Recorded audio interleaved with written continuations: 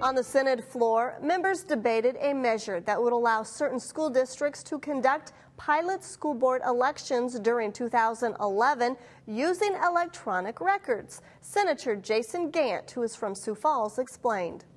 Let's all think back to the last time we went to the voting booth and we cast our ballot. And let's think of the first thing that happens when we walk into that voting location.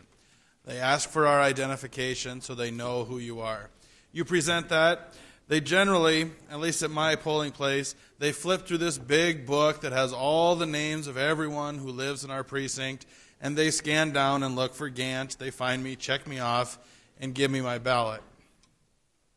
What Senate Bill 101 does is it allows us to have a pilot program where at the next Sioux Falls school board election, which would be in 2011, that we would be allowed to go into any polling place, because we will get rid of that big book of all those names, and we will substitute that with a computer system that is fully secure, fully operational, been used in many, many elections across the country.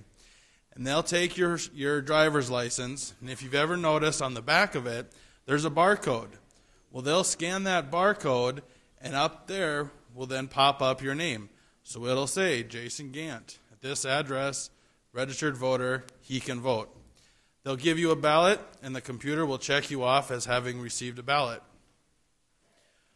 What this does in addition is, since you don't have to be flipping through that big voting list of all the registered voters in the precinct, you will then be able to vote at any of the polling locations throughout the area.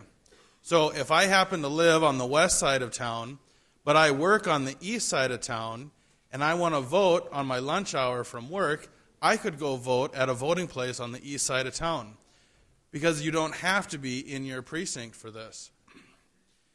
I want you to keep in mind that this is a pilot or a test program. We want to try it out in our next Sioux Falls school board election, and this bill allows us to do that. It's going to save us money in our elections. We won't have to have the cost of printing all of that. We won't have the cost of reconciling, because remember, you also have to sign your name. I should back up. You still have to sign your name, but what we have is a computer pad. If you've noticed at some of the retail places like Target or Walmart, they have, after you scan your credit card, that little pad where you sign your name. Well, we would have that same system at each of the voting locations. So then you would sign it just like you would have on a piece of paper. So we're also going to see a savings that we don't have to have that reconciliation done by a manual process within the county auditor's office.